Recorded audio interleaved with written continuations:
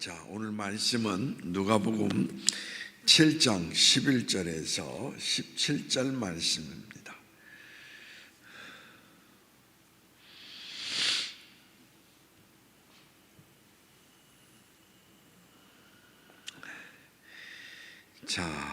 저하고 교독을 하시도록 하겠습니다.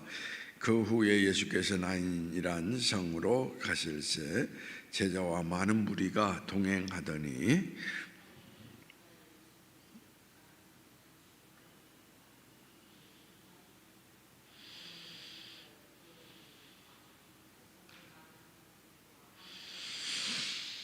주께서 과부를 보시고 불쌍히 여기사 울지 말라 하시고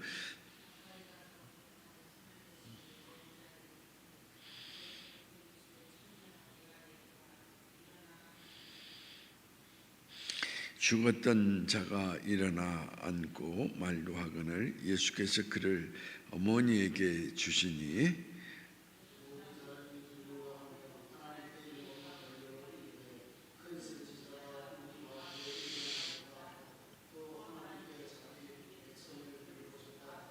(17절) 다 같이 예수께 대한 이 소문이 온 유다와 사방에 두루 퍼지니라. 오늘 이 성경 말씀에 있는 내용의 이야기는 한 인생의 그 죽음에 대한 이야기를 말하고 있습니다. 죽음이라고 하는 것은 누구나 다에게 찾아온다라는 이야기인 것입니다. 태어나는 것은 순서가 있지만은 죽음은 순서가 없습니다. 보통은 나이가 들면 수명을 다하여 죽지만 누구나 불의의 사고로 죽음을 맞이할 수도 있고 질병을 통하여서도 또 세상을 일찍 떠나는 사람들도 있는데, 중요한 것은 사람은 누구나 다 죽음 앞에서 무력하다라는 것입니다. 아무것도 할 수 있는 것이 없다라는 것이 바로 죽음의 문제라고 이야기를 드릴 수가 있습니다. 복음서에서 예수님께서 죽은 사람을 살리신 이야기가 3번 기록되고 있는데, 첫 번째는 회당장 야이로의 어린 딸이 죽어서 다시 살아나는 이야기가 있고, 두 번째는 나인성 과부의 아들이 또 죽었다가 살아나는 이야기가 있고, 세 번째는 또 어떤 사람이 성경 가운데 나타나 있죠? 예?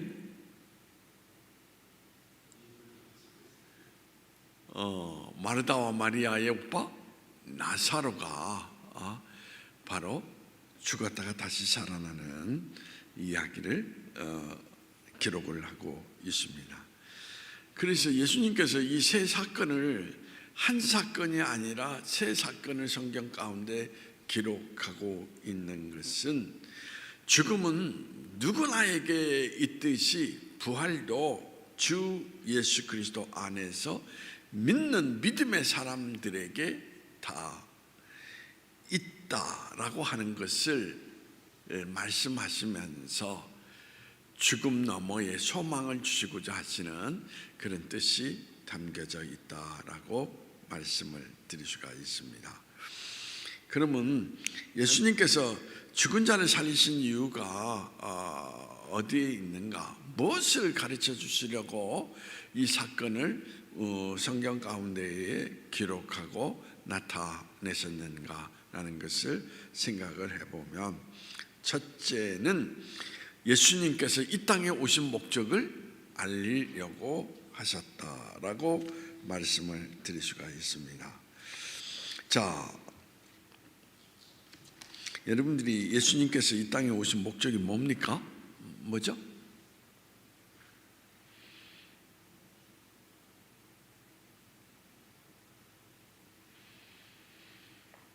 간단하게 이야기하면 우리 그리스도 교회 종교를 무슨 종교라고 얘기하죠?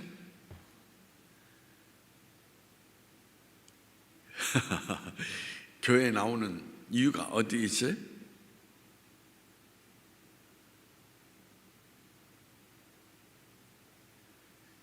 기독교를 가리켜서 우리는 뭐냐면 구원의 종교라고 이야기를 하잖아요. 예수님께서 오신 목적은 잃어버린 자를 찾아서 뭐하기 위해서? 구원하기 위해서 오셨다라고 이야기를 하고 있습니다. 그래서 구원이라고 하는 것은 물론 죄사함을 받고 죄사함의 문제가 해결될 때 우리가 사망에서 다시 생명으로 어떻습니까? 살아나는, 옮겨가는 그래서 자, 요한복음 3장 12절 말씀 한번 찾아보시도록 하겠습니다. 요한복음 3장 12절 말씀.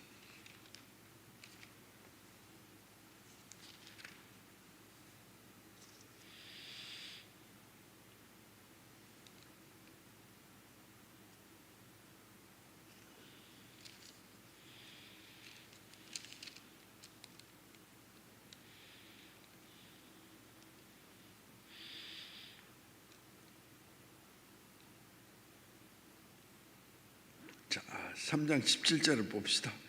3장 17절. 자, 같이 읽어보십시다. 시작.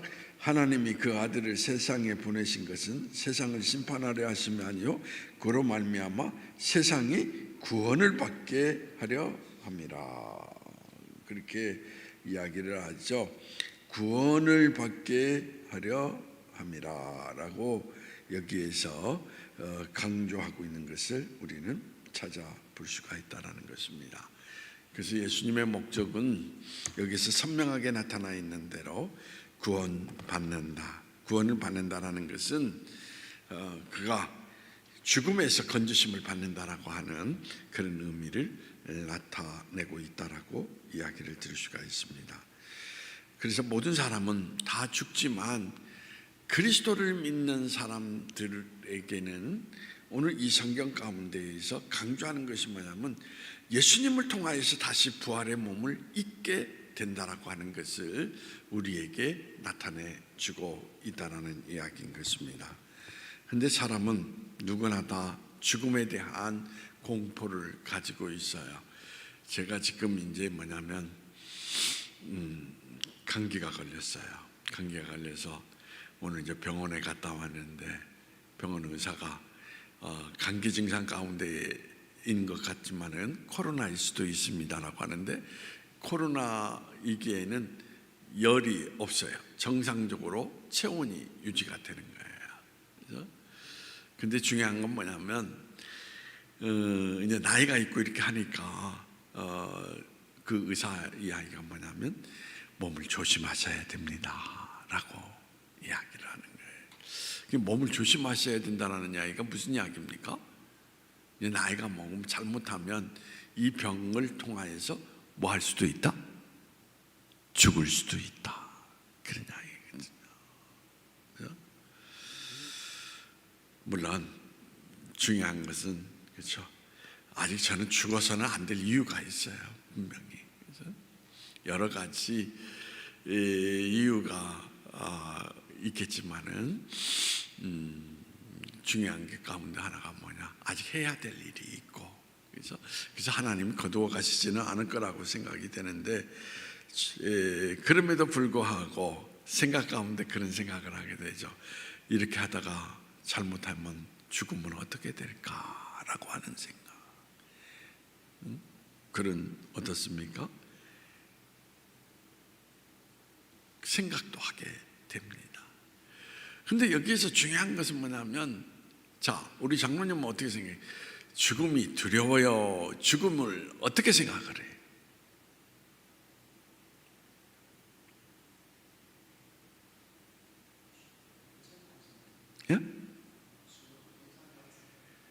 예? 제가 늘 이야기하잖아요. 우리가 이제 장례식을 이렇게 가잖아요. 그렇죠? 그럼 설교할 때 뭐냐면 지금 죽음이라는 것은 하나님께로 가서 뭘 갖는다? 쉼을 갖는, 안식을 취하는 것입니다. 그렇다고 하면 죽음도 두려워할 이유가 없죠. 그렇죠? 성경은 분명히 우리에게 그 이야기를 하고 있거든요. 잠자는 자들에 대해서 디모데에서 너희가 어떻습니까? 알아야 된다라고 이야기를 하고 있거든요. 그래서 인간의 궁극적인 문제는 뭐냐면 죽음의 문제라는 겁니다. 그게 해결되면 거기에서부터 인간은 모든 것들이 다 자유할 수가 있다라는 거예요. 근데 죽음의 문제가 해결되지 않으니까 인간은 늘 어떻습니까? 자유롭게 살지를 못하는데, 성경 속에서 우리에게 강조 예수님 진리를 알지니 진리가 너희를 어떻게 하리라? 자유케 하리라. 자유케 하리라. 그렇게 이야기를 하고 있거든요. 근데 오늘 이 성경 본문을 자세히 살펴보면 지금 행렬이 두 가지 행렬이 여기에서 우리에게 나타내지고 있는 것을 찾아볼 수 있습니다. 나인성 과부의 아들의 장례 행렬이 이렇게 지금 쭉 어떻습니까?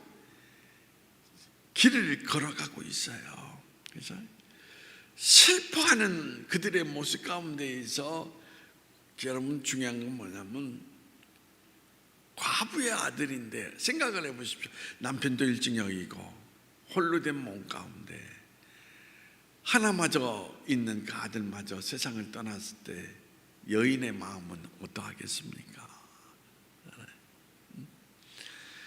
어제도 인간극장에 나오는 이야기 보니까 아들이 지금 80 넘은 그 아주머니 할머니가 나와서 이야기하는데 50이 넘은 아들이 낚시터에 가가지고 거기에서 어머니한테 전화가 왔대요. 어머니 괜찮으세요? 라고.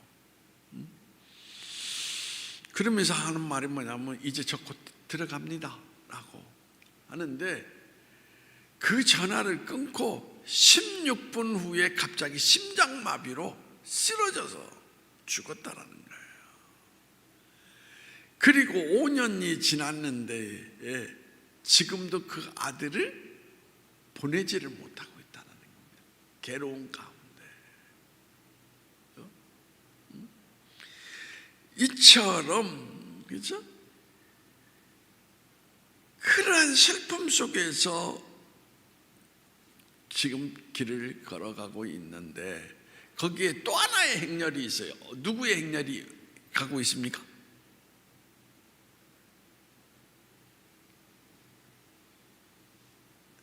나인성 과부의 행렬이 이렇게 간다면 또 하나의 행렬이 이렇게 또 지나가고 있어요. 누구의 행렬이죠? 그렇죠.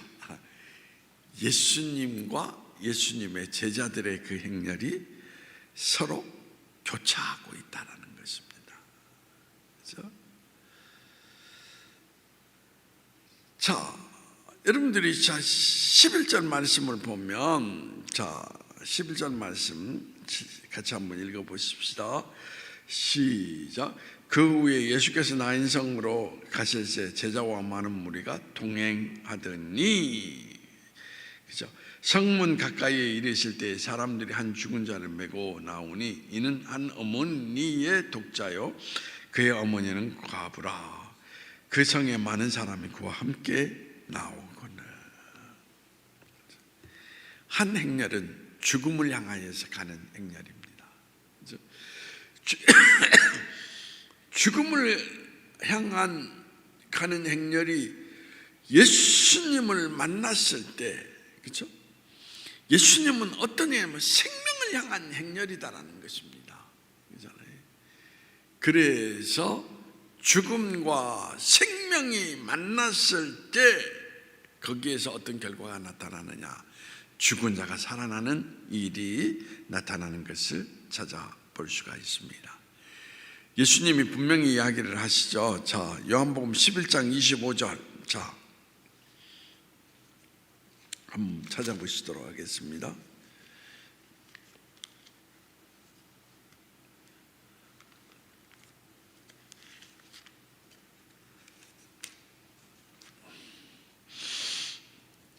자, 장로님이 크게 한번 읽어보시도록 하겠습니다.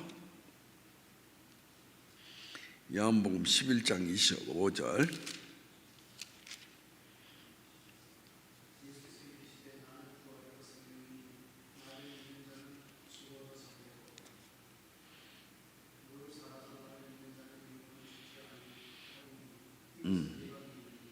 그렇죠. 분명히 예수님은 나는 부활이요 생명이다. 나를 믿는 자는 어떻게 하겠다? 죽어도 산다 라고. 그렇죠.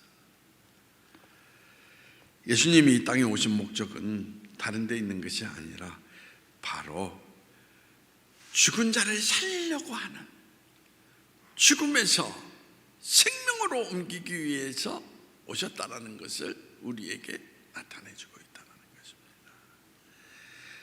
두 번째로 예수님께서 중요한 것은 뭐냐면, 예수님이 바로 오늘 나인성 과부의 사건을 우리에게 보여주시는 것은 뭐냐? 사랑하는 사람들이 다시 만날 수 있게 하기 위함이다 라는 것입니다. 자, 장로님한테 한번 물어보겠습니다. 죽음이 왜 싫습니까?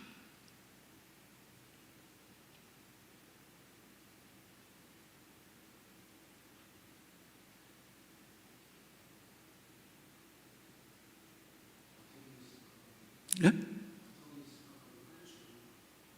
잘 안 들리는데,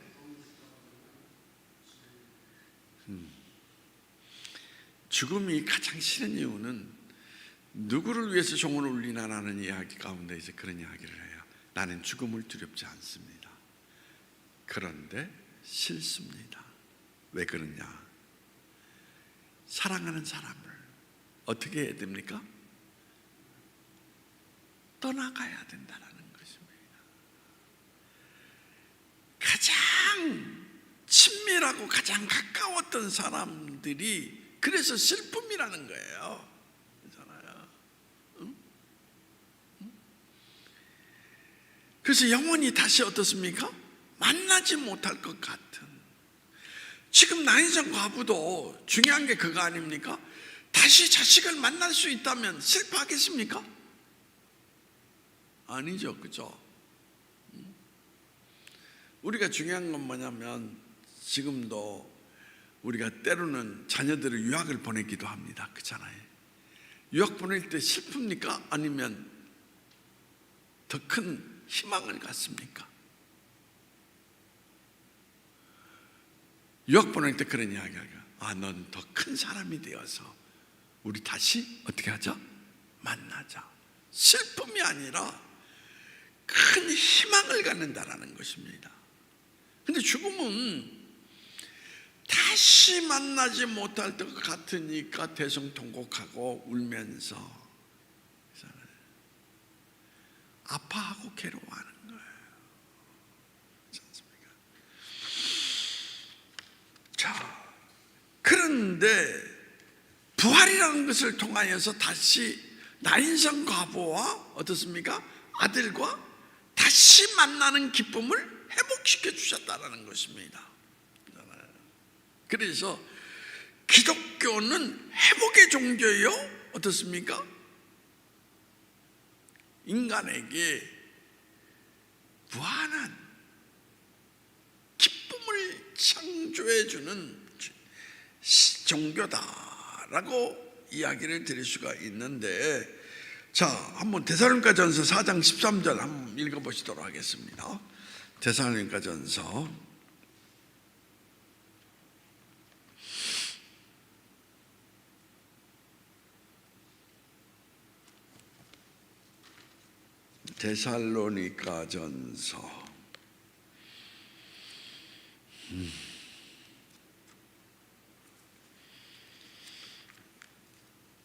4장 13절입니다. 자, 같이 한번 읽어보시도록 하겠습니다. 시작. 형제들아, 자는 자들에 관하여는 너희가 알지 못함을 우리가 원하지 아니하노니 이는 소망 없는 다른 이와 같이 슬퍼하지 않게 하려 함이라. 왜 슬퍼합니까? 소망이 없기 때문에. 어떤 소망? 다시 얼굴을 맞댈 수 있는 소망이 없기 때문에 슬퍼하는데, 그건 잘못됐다라는 이야기예요. 잘못됐다. 그렇죠? 그래서 너희가 자는 자들에 대해서 분명히 알기를 원한다. 알기를 원한다. 그것을 강조하고 있거든요. 죽음은 끝이 아니고 중요한 것은 죽음 너머에 우리에게 또 다른 소망이 있다. 그것을 여기에서 분명히 나타내주고 있는 것을 찾아볼 수 있다는 것입니다. 그래서 예수 안 믿는 사람, 불신자들에게는 죽음이라는 것은 영원한 이별이에요. 그래서 고굴하고 어떻습니까? 슬퍼합니다.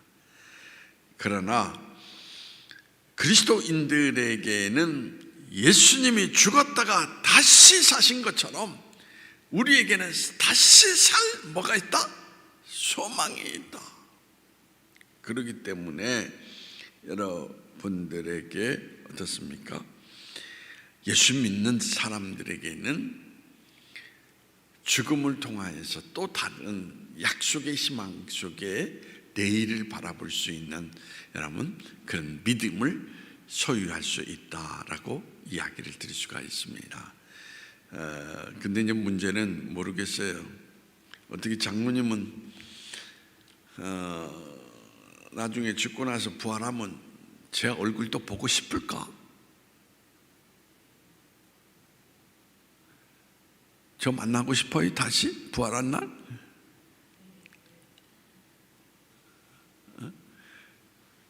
텔레비전에서 할머니하고 할아버지가 나와서 할머니에게 묻습니다. 할아버지하고 일평생 살아왔는데 어떤 관계입니까? 라고 했더니 뭐라고 했다고요? 평생 왼수라고 그런 얘기했다.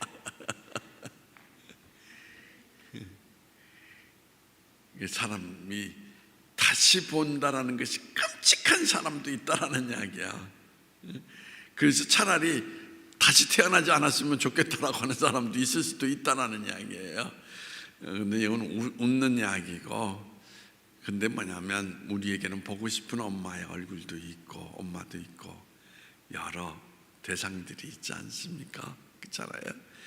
그런 것들을 우리에게 예수님께서 보여주시고자 우리는 다시 만난다. 다시 만난다.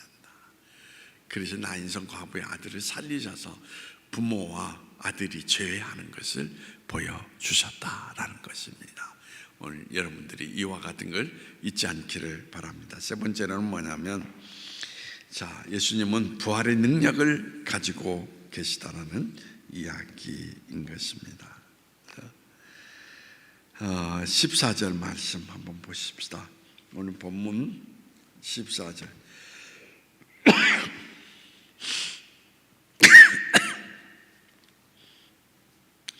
14절 말씀입니다. 자, 같이 읽어보십시다. 시작. 가까이 가서 그 관에 손을 대시니 맨자들이 서는지라. 예수께서 이르시되 청년아 내가 네게 말하노니 일어나라 하시니라. 예수님이 말씀하시자 일어나잖아요. 그렇죠? 창세기 속에서도 하나님의 말씀으로 세상의 모든 것들을 빛이 있으라 하면 빛이 있고 지으셨다. 예수님은 태초의 하나님과 같은 분으로 어떻습니까? 인간 생명의 모든 것들을 다 그분 안에서 관리할 수 있는 능력이 있다라는 이야기인 것입니다. 그것을 우리에게 보여주시고자 하시는 것. 그래서 그리스도 예수 안에서는 절대 절망이란 없다라는 것입니다. 절대 희망만 존재한다라고 하는 거. 그것을. 자, 요한복음 5장 25절에서 29절 말씀 한번 보시도록 하겠습니다. 요한복음 5장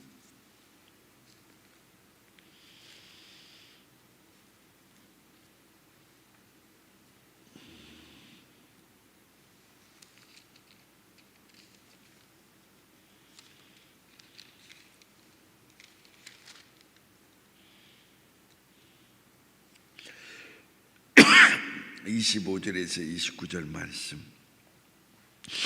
자, 같이 읽어보시죠. 시작. 진실로 진실로 너희에게 이르노니 죽은 자들이 하나님의 아들의 음성을 들을 때가 오나니 곧 이때라.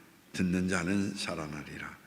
아버지께서 자기 속에 생명이 있음 같이 아들에게도 생명을 주어 그 속에 있게 하시고 또 인자됨으로 말미암아 심판하시는 권한을 주셨느니라. 이를 놀랍게 여기지 말라. 무덤 속에 있는 자가 다 그의 음성을 들을 때가 오나니 선한 일을 행하는 자는 생명의 부활로 악한 일을 행하는 자는 심판의 부활로 나오리라. 자, 여기에서 그런 이야기를 하고 있잖아요. 진실로 진실을 두 번 강조하고 있거든요. 이건 뭐냐? 참으로, 이건 진짜다, 그런 이야기거든요. 그러면서 뭡니까? 하나님의 아들의 음성을 듣는 자.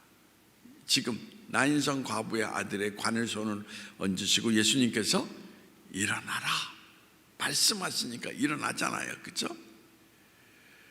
예수님이 그와 같은 능력을 가지고 계시다는 것입니다. 생명의 모든 것들을 주관하시는 능력, 그걸 가지고 계시다는 이야기인 것입니다. 그래서 여러분들이 뭐냐, 이제 훗날 예수님의 음성을 듣고 다시 일어나는 예수님의 능력을 보게 된다라는 것을 우리에게 말해주고 있다라는 거 꼭 여러분들이 기억할 수 있기를 바랍니다. 네 번째로 뭐냐면 우리에게 부활의 능력으로 살아가는 삶의 모습을 우리에게 나타내 주기 위함이다 라는 것입니다. 자,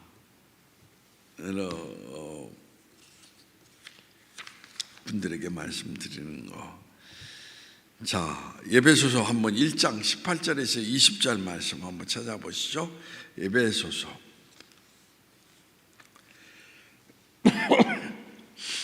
1장 18절에서 20절 말씀.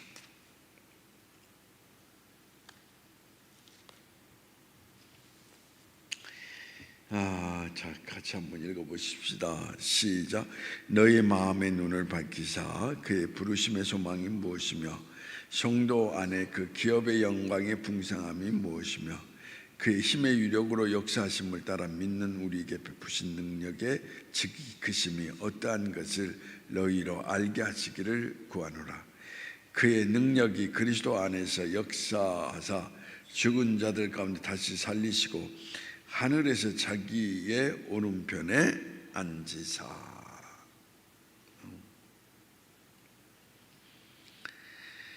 예수님을 죽은 자 가운데 살리신 부활의 주님으로 우리가 믿고 간다면 우리는 어떻습니까? 부활의 믿음의 능력 가운데 인생을 살아가기 때문에 여러분, 우리는 절망하지 않는다는 것입니다. 늘 어떤 상황 속에서도 힘을 내고 살아갈 수 있는, 죽음이 끝이 아니야. 죽음은 뭡니까? 하나님의 시작이야 라고 하면서, 그래서 생애의 모든 길들을 걸어갈 수 있다라는 이야기인 것입니다. 그래서 저는 지금도 기억나는 게 있어요. 박근복 집사님, 우리 이제 조민희 집사의 모친이 잖아요. 신탄진 보험병원에 입원해서 마지막 운명하실 때까지 거기에서 암 투병하고 지냈는데, 여기에서 가보신 분은 알지만 그분은 전혀 이렇게 막 고통스러워가지고 힘들다, 살려달라 이런 말을 하지 않았어요. 오히려 더 건강한 모습 가운데에서 어떻습니까? 환한 미소를 지으면서 옆에 있는 분들 오히려 어떻습니까? 병든 자를 수발해주고, 그렇죠? 그들을 위로해주고, 그 모습이 지금도 상생합니다. 저게 부활의 능력 가운데 사는 사람이구나. 죽음이 와도 고통 속에 있는 것이 아니라 정말 죽음을 이기신 부활하신 예수 그리스도의 힘으로 모든 것을 극복하고 모든 이들에게 따뜻함과 그들에게 어떻습니까? 용기와 힘을 불어넣어주는 가운데에서 저는 여러분들이 그렇게 살았으면 좋겠어요. 저는 제가 목회 가운데에서 이런 분들을 한두 번 본 게 아니에요. 옛날에 반석교회 있을 때에도 최애실 집사님이라는 분도 똑같이 그렇게 하셨어요. 그분도 하얀 머리 가운데에서 병자들 돌아다니면서 오히려 복음 전하고 위로하고 감싸주고 기도해주고, 그게 부활의 능력 가운데 살아가는 거예요. 바로 그런 사람을 가리켜서 세상에 어찌할 수 없는 사람, 그렇죠? 예수를 믿는다라는 것은 오늘 이 성경 속에서 결론적으로 세상의 모든 것이 어찌할 수 없는 그런 사람이라는 거예요. 세상의 모든 것을 뛰어넘어 살아갈 수 있는 힘을 가진 사람이다, 그런 이야기예요. 오늘 장로님이 그런 분이 되기를 바랍니다. 그죠? 그래서 옛날에 전주 고백교회 장로님 한 분도 그랬어요. 시장에서 니아까 끌면서 그분이 깨우침을 받고 예수 믿어서 장로가 됐는데 암으로 돌아가시기 전까지 오히려 다 걱정하지 마십시오. 성도들을 찾아가서 신방하고 위로하고 그들을 위해서 기도해 주면서, 이게 능력이다라는 것입니다. 이게 진짜 예수 믿는 사람의 표정이라는 겁니다.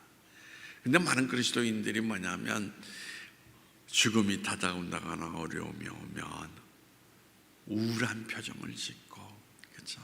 어둡게 살아가는 분들이 참 많이 있습니다. 왜 그렇습니까? 우리는 신앙을 갖고 있지만은 부활을 믿지 않기 때문이다 라고 이야기를 드릴 수가 있습니다. 여러분들이 정말 예수님의 부활을 믿는다면 날마다 힘차게 어떻습니까? 찬양을 부르면서 오늘도 오늘의 환경 속에 지배를 당하지 않고 오히려 환경을 지배하면서 길을 걸어갈 수 있는 그러한 힘있고 능있는 그런 삶의 모습을 나타낼 것을 확신합니다. 정말 그렇게 살아가야지. 뭐 이게 쭉 아니가요. 그래서 하나님께 영광을 돌리고, 그렇잖아요. 그게 하나님께 영광 돌리는 거예요. 우리가 영광의 박수를 칩시다 해서 영광 받는 게 아니에요. 내가 부활의 능력으로 살아서 그렇게 걸어갈 때 그렇구나, 그게 영광을 돌리는 거예요. 그렇잖아요. 제가 늘 이야기하잖아요. 저희 모친도 마지막 숨을 거두실 때에 주여 주여 이렇게 부르시면서 그 소리가 이제 작아지면서 우리 곁을 떠났습니다. 그걸 바라보면서 하나님이 살아서 역사하시는 모습 보면서 나 신학 가야 되겠다, 그때 결심한 거예요. 그때 그것이 바로 죽어가지만 하나님을 드러내는, 하나님의 영광을 나타내는 거거든요. 그런 모습이 나타나기를 바랍니다. 그렇죠? 그래서 오늘도 제가 이제 한 아이 오늘 이제 수능시험 본다고 기도받으러 왔어요. 그래서 이제 여러 가지 물었어요. 대부분의 많은 사람들은 뭐냐면 인서울, 서울에 있는 대학 가기를 원한다고 하더라고요. 근데 이 아이는 달랐어요. 목사님, 저는 백석대 가기를 원합니다. 그 이유가 뭐냐? 거기 가보니까 하나님을 드러내는 모든 모습들이 정말 그렇게 감동스러워요. 화장실을 가도 자기 그 앞에 성경 말씀이 기록되어 있고 모든 곳곳마다 하나님의 숨결을 느낄 수 있는, 그래서 이놈 대단한 놈이다, 이놈은 분명히 하나님이 들어쓰시고 하나님이 인도하시겠구나. 너는 하나님이 꿈을 준 사람에게 반드시 이루어질 거야. 근데 세상 사람들은 그렇지 않거든요. 인싸울이거든요. 근데 얘는 아니더라. 백석 때는 천안에 있거든요. 그래서 12월 15일 날 발표한다는데 저는 거기가 하나님이 인도하실 거라 생각이 되는데 아무튼 그 대학이 중요한 게 아니라 그 아이의 고백이 너무 멋있고 그렇죠? 그렇게 돼서 삶에서 얘는 진짜 하나님을 따라가는 사람이구나, 하나님의 길을 걷는 사람이구나. 주 예수 그리스도의 축복이 그 아이에게 임할 것을 저는 확신합니다. 여러분 모두에게도 그런 역사가 일어나기를 바랍니다. 자, 기도하시겠습니다. 하나님, 오늘도 우리가 예수님을 믿는다라고 이야기하지만 부활의 문제를 진지하게 생각하면서 나는 죽어도 산다라고 하는 그 믿음을 소유하고 길을 걷는 사람이 얼마 없습니다. 사도 바울은 부활이 없다면 우리의 믿는 것이 헛것이라고 이야기를 했습니다. 어쩌면 많은 사람들이 헛된 믿음을 갖고 사는지도 모르겠습니다. 주님, 이제 우리에게 성령을 보내주시어서 부활을 확신할 수 있는 우리의 믿음이 되게 하시고, 그래서 부활의 믿음 가운데 세상에 어찌할 수 없는 하나님의 생명을 취하여 날마다 살아갈 수 있는 저희 인생이 될 수 있도록 주께서 인도해 주시기를 원하오며 나사렛 예수님의 이름으로 기도하옵나이다. 아멘. 자, 366장